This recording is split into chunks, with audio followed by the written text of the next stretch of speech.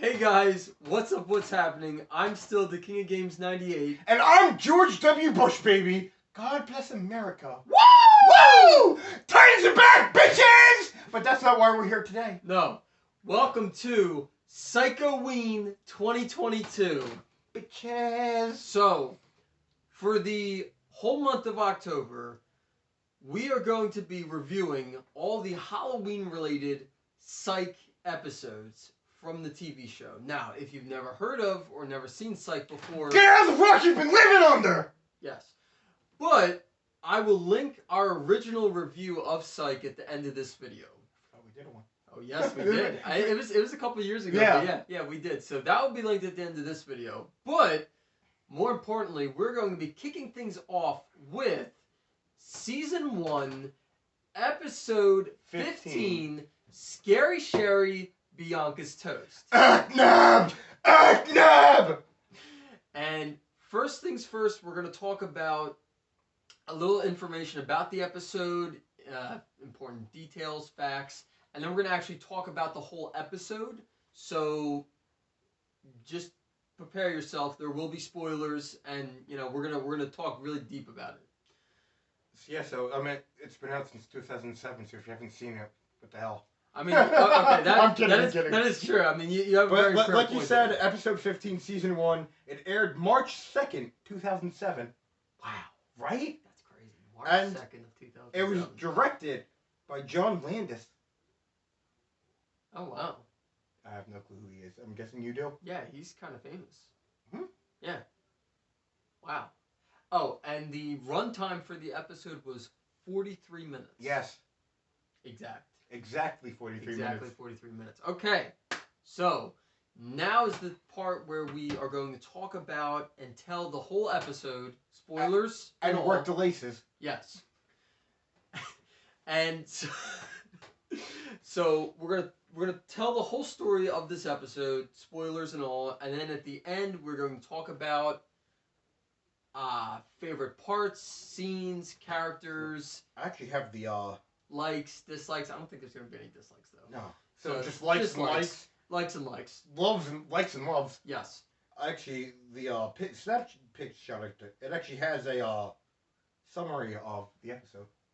Okay. So Sean investigates a girl's death at a mental facility after her apparent suicide bore resemblance to that of a local urban legend, while Lassiter is left with the task of training an old rookie. Douchebag, yeah! Alright, so now let's elaborate a little bit on that. So, as with just about every episode of Psych, the episode starts off with a flashback. Of 1987. Yeah, I was going to say 9, but it's 87. It was presumably Halloween night. Yeah. Halloween night of 1987, and it shows Sean walking back from this person's house, dressed up as, of course, a police officer. Because his dad was a cop. Because his dad, Henry Spencer, was a cop. And then you And have... then it shows Gus walking back as Lando Calrissian from Empire Strikes Back. And Return of the Jedi, technically. I was going to say New Hope, and then because I forgot he wasn't in New Hope. That's why I said Empire and Return of the Jedi. Yep. Which, I'm sorry, the kid dressed up as Lando, he absolutely freaking nailed that costume. Mustache and all. Nailed that costume. Like, Billy D. Williams would be proud. Come on, son. Come on, son. And Sean's really eager to eat his candy. But of course, Henry says no, I want to get an X-rayed. And then, Gus as Lando asks, oh, was it okay if I eat my candy? If your parents mind you passing razor blades, go right ahead there. Which I'm pretty sure is a reference to Nightmare on Elm Street, because I remember my dad saying when he first watched that, there was a scene where someone bit into an apple and there was a razor blade. I remember, yeah, that was a scene. Yeah. I've never actually seen Nightmare on Elm Street. We're going to be watching that then. So, okay, so I didn't really know. Off topic, I believe it was 3? I think it's one of the most iconic lines from Nightmare on Elm Street. Welcome to prime time, bitch! I knew right where he was going with that. I haven't even seen the movie, but I know that line, yeah. So they get into Henry's police car, they're taking a drive down the street, and this doctor just literally jumps out. Was he a doctor? Well, he did have the white coat on. Oh, I didn't even notice that, so I guess he was a yeah. doctor. So the doctor literally jumps out from the side of the road and scares the crap out of them so that they stop and says that the patient in room 314 is about to... 413. 413, thank you. Is about to jump. Phone lines are down. We can't get out. We can't call for help. Please, sir, can you help us? And at first, Henry goes, no, I have kids in the car. 2 kids up here. You know, I don't want them to see that. And then Sean sees Scary Sherry standing in the window about to jump. And he's like, Dad, you have to help. So he puts on the sirens. The lights go on. And they drive to the asylum. Wispy Pines? Right? I believe so. Wispy Pines Asylum. And he parks out front of it, and before leaving the car, he says to Sean and Gus, "Guys, keep your eyes closed. I'm afraid of what you guys might see. I don't want you to see any of this." Of course, they're little kids, and they keep their eyes closed for maybe a couple minutes, and then, of course, Sean eventually opens his eyes. Yeah. And then Gus follows, and what they see is, 1 minute, they see Scary Sherry in the windowsill looking like she's going to jump. Did you say Wispy? It was Wispy Sunny Pines. Okay, excuse me. Wispy Sunny Pines. I said Wispy Pines. Sunny Pines. Close enough. Close enough. So 1 minute, their eyes are opened, and they're looking, and they see Scary Sherry looking like she's about to take a swan dive out the window. Then Gus forces his hand over Sean's eyes, closing his eyes while his eyes are still closed at the same time. And then, next minute, he rips Gus's hand off of his eyes. And then she's gone. She's gone. So they just assumed... that she jumped. And then, jumping ahead a little bit... It said 20 years... Exactly 20 years later. Give or take 10 minutes. I love that. That's, yeah. And it fast-forwarded to present-day Wispy Sunny Pines. I totally got that right that time. Wispy Sunny Pines, yeah. Yeah. And it looks all run down, condemned. It looked like a friggin' Scooby-Doo mansion. I'm it sorry. Did! Or a haunted house, whichever. Ruh-roh. Yeah, it just looked like one. Is that why he keeps calling me Velma? Exactly. And there was this girl, teenage girl, I would say, running for her life inside of the house. College girl.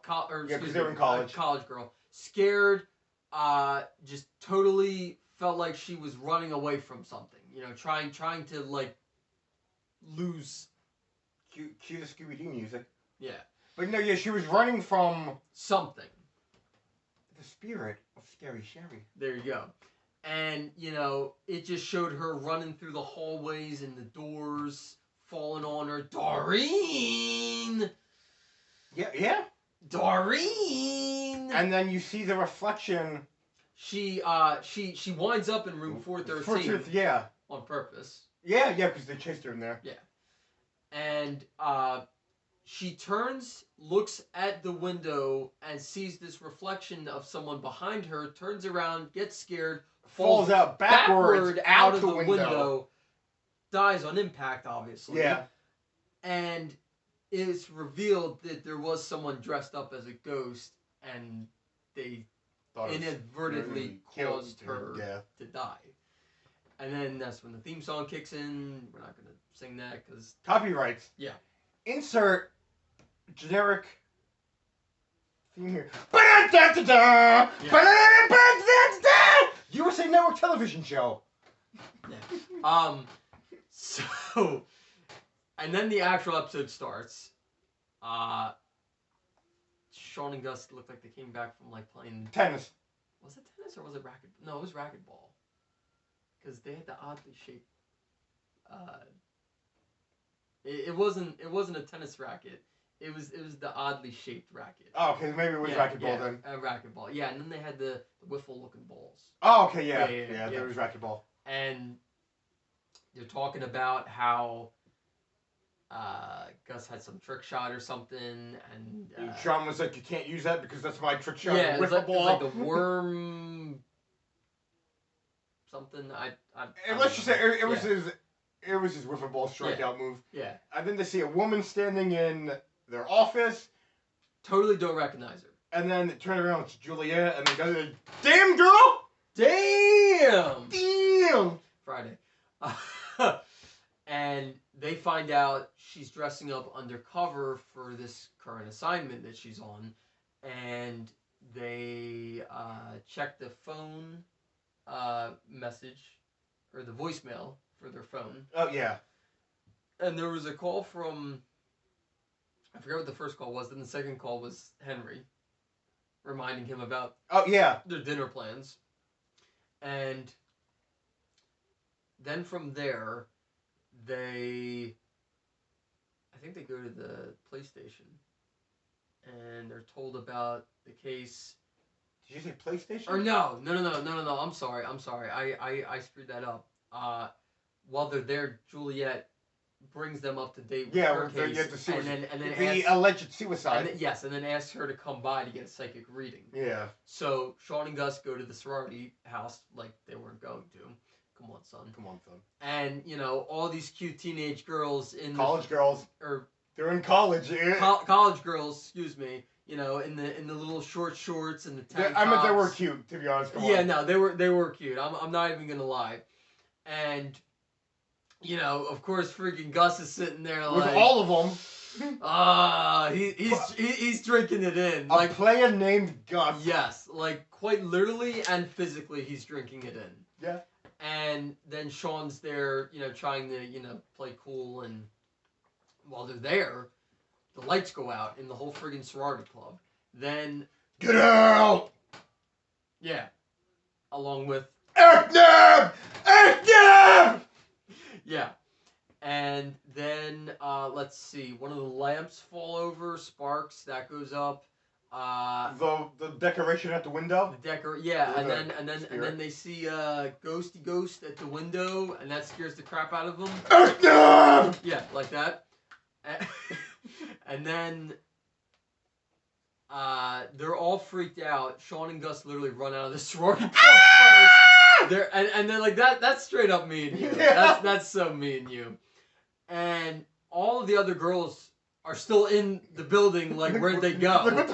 And what the frick? Friggin' Gus gets to his car first. The alarm's going off. He can't shut the alarm off. So then him and Sean are like bobbing up and down trying to get the car alarm. And then she goes, Sean! And then they're talking. Gus is just like, his window's open. Yeah. That was too funny. And Gus hops right in his car, starts it, and then speeds off, leaving Sean there. Yeah. And then after doing a little investigating, Sean discovers it was a projector. It was... And a speaker. Right? It was a speaker, fish wire, I think, to pull the lamps and stuff down. Yep. And spotlight with the Halloween decoration. Spotlight. That was it. And then he said Radio Shack was the culprit. Yeah, because it was a Radio Shack. Yeah, that was pretty funny. I love the old Radio Shack reference, considering they're like not even around anymore. And then they're in the office. Yes. They're figuring it out. Yep. They're trying to figure out what Eknab means. So Sean writes on the board going, Eknab! Eknab! Eknab! Saying it like that too. It's Bianca backwards. Yeah. He sees the reflection. He has his motorcycle helmet on the desk, and he sees the reflection from the visor of the helmet. And it's Bianca. Backwards, yeah. Eknab! Eknab! Oh, and then we have to mention, because I feel like this is integral to this episode since it was included, the side story of Carlton Lasseter's new partner. Goochberg, baby! Woo! Gooch to her close friends and those who are lucky enough to see her naked. Guess which one he should use? Oh God, the first one, because it's Goochberg. I love how that was her actual line. That was freaking close hysterical. Friends and those lucky enough to see me naked. I thought I would never make this sound in my life, but ill. so Lassie gets assigned Goochberg, his new partner. She is just a loose cannon, freaking fires 5 rounds like without death even, in 1 year without even blinking. Arthritic thumb because she hitchhiked all throughout New Jersey as a kid. Yeah. And so that was hysterical. But then getting back to the main story, Juliet, as undercover as Mary Lou. Beta Kappa Theta. Yeah. Talks to. What the heck was the other girl's name? The girl that was adopted. What was her name? Oh, Jesus. Alice. Alice Bundy. Yeah, Alice Bundy. I remember that because I associated her with Ted Bundy. I don't know why. So she talks to Alice Bundy and, expresses her condolences. I'm so sorry, And Save it! I already hate you, Queen of the Damned bitch. God, she doesn't sound like that. No, but, pretty much. She goes, I already hate you. You're a bitch. You're Queen of the Damned. How's it feel to be Queen of the Damned? That is her literal line. Like, he said that word for word. And then it goes back to Sean and Gus investigating at their house. Or did I skip over the part where Sean tries to talk to her? I'm not. Yeah. He tries to talk to her, and then basically to sum up that part, she goes, "What would you do if it was your best friend?" Yep. And then they go to her house. Yep. And that's the Mrs. Pickles, my orange tabby. That's the best part of this whole review video. Not the review, just the Mrs. Pickles. She's pregnant with I don't know how many orange tabby babies. And I love how the nanny answers the door. We forgot how we skipped over when they went to dinner with his dad, and they found out. Oh shoot! Yeah, Scary Sherry never jumped; she was pulled back in. Yeah, and they realized that they started the whole urban legend, baby. Yeah, I did skip over that. Thank you for bringing that up. I just remembered that. That was integral to it. Yeah. Yeah. So that scene was hysterical because you could kind of tell that Corbin Burnson as Henry Spencer. Yeah. He was drinking a little bit, so he was kind of like a little, I'll say mildly buzzed. Yeah. But he was having some fun with them, messing around with them. You forgot one very important. No, he goes. You forgot one very minor detail. She never jumped. And they're like, "What?" And he goes, "Yeah." And an off-duty officer pulled her in. Yeah. Right before she jumped. Yeah. And then so he got up, put the dishes away, and then they lean in and goes, "Dude, this is dope. It started an urban legend." And he fist bumped. That was great. That whole scene was great. Oh my god, that's one of the best. And then getting to Doreen's yes, house. that Mrs. Pickles. Yeah, Mrs. Pickles. And then the freaking nanny says to Gus, "Has anyone ever told you that you like little Bud from the Cosby Show?" I love that running freaking joke. That joke is Sean, stop telling people I look like Bud! And then, Lassie and Goochberg investigate a robbery at like a convenience store, and then Goochberg literally jumps over the counter, going after the clerk, who was the victim, saying that he was the criminal. We need to get him. You just let him get away. He's the victim, Goochberg.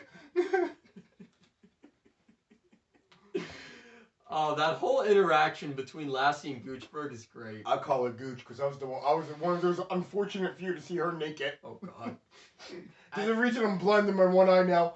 Yeah, and then Sean and Gus, they leave Doreen's house only to find out that Juliet, as Mary Lou, has gone to this candlelight vigil at the asylum. At Wispy Sunny Pines. Thank you.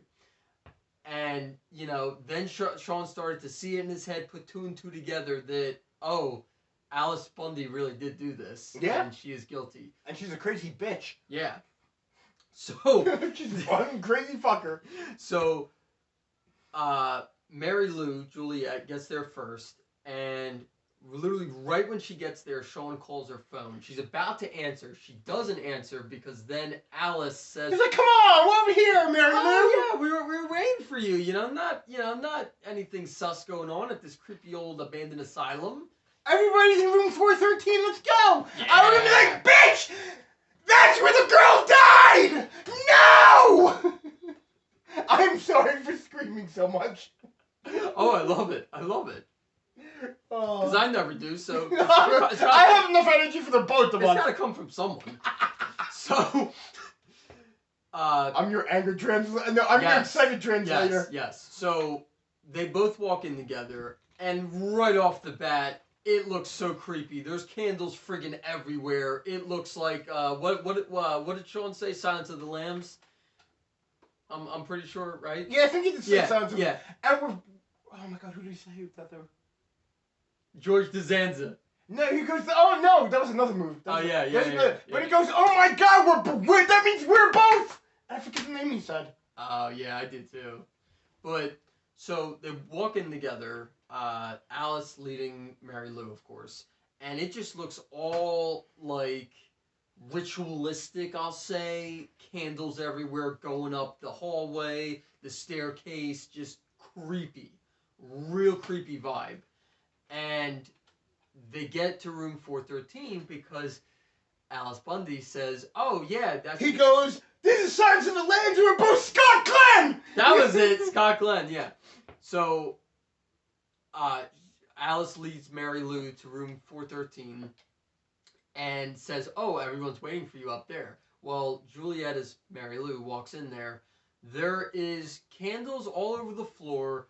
Was there a pentagram? There's a pentagram with the. There, oh, okay. So there was a minor detail. There's a pentagram on the floor. So we find out that two of the sorority girls scared, like they're hazing her. Yes. And that's how Doreen died and fell out of the window. Accidentally. Yes. It was an accident. It was. And then so they put the dress that they were wearing in a tar pit outside. And when Juliet walks in the middle of the pentagram, in the circle of candles, was the dress. Was the tar-stained dress that they wore. And then there was creepy dolls. Yeah, and it was like, if you know what Doll Island is in Mexico, it's an island. Quick story, a guy found a dead girl on this island. I've never heard of this. And so she was with a doll. And to appease her spirit, he would leave dolls all over this island, tying the tree. So that's why it gets its name Doll Island. So it was basically like a Doll Island shrine up in this bitch. He said up in this bitch. I like that. So, right then and there, when Mary Lou, a.k.a. Juliet, walks into that room, she just knows, oh, okay, this is a trap. And then she turns around, and that crazy fucker has an axe! With a headset with an earpiece, and like she's talking into it, and it's like distorted. Act now! Act now! Yeah, that pretty much. Mrs. Pickles! What if they said that? Work the laces! That should have been on the bloopers. Alice starts swinging at Mary Lou, aka Juliet, and she misses all of them. And then I think she punches Alice right in the face or eye, was it? Yeah, it was like right in the eye. That's when Sean and Lassie walk in. Yeah. Meanwhile, Gus has got stuck in like Yeah. So on their way up, Gus steps in. I don't know what it was, but he gets his foot stuck. It must have been like a collapsed floor or something because it's covered up. Something, yeah. And Sean's like, dude, work the laces. You know, he's like, just. Wiggle your big toe! Yeah, he's like, take your foot out of the shoe. He's like, I'm not leaving this shoe, Sean! And so anyway, he runs away. Gus takes it off his belt and starts using it like nunchucks. And then he was going like Castlevania Simon Belmont. And right when Jules punches bitch, Sean and Lassie walk in. Yep. They take the axe. Yep. They arrest her. So the chief and the police come. Yep. They're taking her away. Yep. Alice looks at stops and says to Sean, "What if it was your best friend? What would you have done?" And he goes, "Oh my God, Gus! They left him in the house. My man is still on the stairs, just swinging this belt and so for like dear life. He must have found the headset Alice used. Yeah. Because he's going, Bud, work the laces. And he goes, Sean, get me out of here. And then I think from there they go back to the office. Oh yeah, they're eating Chinese food with Lassie. And that's basically the whole episode. Okay. First question I have to ask you. We can do this back and forth. There's only 8 total Psych episodes that are Halloween related. Hence Psych-o-ween. Where does this episode rank of these 8 episodes, specifically just these 8. No, it's the OG. It's the OG Halloween. Yeah, so it's like at the top. Okay. OG, baby. Okay. Favorite character from this episode? Favorite, I have to say, my favorite's always going to be a tie between Sean and Gus, no matter what. Of course. So I'll go with favorite comedic character, fucking Goochberg, baby. Fucking Goochberg. Man. All right. Oh, little thing. It goes to Goochberg in the hospital. Oh, yeah. Because she got all... And a mild cardiac arrest. She went through a mild cardiac arrest because she ran like a couple, miles? She climbed the chain link fence in high heels. Yeah, and ran a block or two. And she goes, did we get him, Scarecrow? He goes, Goochberg, he was the victim. But did we get him, Scarecrow? He goes, yeah, Goochberg, we got him. And then he realizes he's speaking into a deaf ear, walks around the hospital bed, and he's like, yeah, we got him, Goochberg. Yeah, but a favorite comedic... I mean, Sean and Gus, they're a great comedic duo. Oh, of course. But I would just say favorite character from that episode was fucking Goochberg. Okay. Me personally, I love this episode. Yeah. Scary Sherry Bianca's Toast is very up there for me. It is not personally my favorite of the Halloween Psych-o-ween episodes, but it's like easily top 3. Yeah. Oh, yeah. Oh, and now, because I remember I told you this, and so I wanted to say it in this video because it has to do with this episode. I think I've mentioned once or twice now I work at Target. When I first started at Target, or well, actually, no. I think it was a little after I just started at Target. There was this new girl who started at Target, and her name was Bianca. You should have walked up to her and be like, Bianca, you're toast. Scary Sherry! Goochberg! So, immediately when I meet her and find out her name's Bianca, that's immediately what my mind goes to. And I'm pretty sure I told you about her. Well, unfortunately, she no longer works at the Target store I work at, but she works I guess you can say, Bianca's toast. You heard it there, folks. But she does work at a different Target. All right. But yeah, as soon as I met her and found out her name was Bianca, immediately my mind went to Scary Sherry Bianca's Toast. Let's see. All right, let me ask you one. Okay. Favorite scene from this episode? Oh, favorite scene of this. Wow.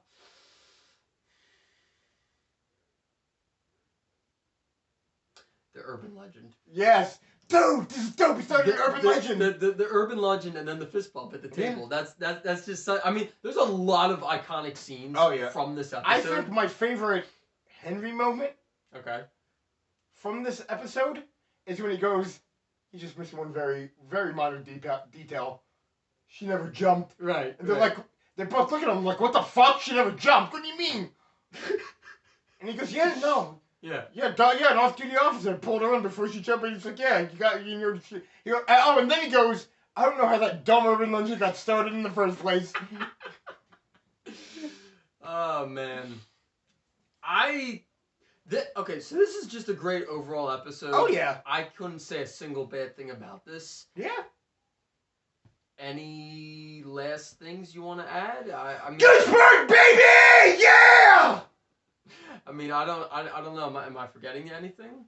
You know, we talked about favorite scenes. Goochberg may possibly be the GOAT. Oh, you know what? I didn't say what my favorite character was. Who was your favorite character in this episode? So my favorite character from this episode. Gooch to the bird, baby.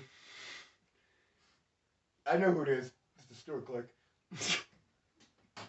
Gonna make this little piggy squeal. No, I would say Bianca. Yeah.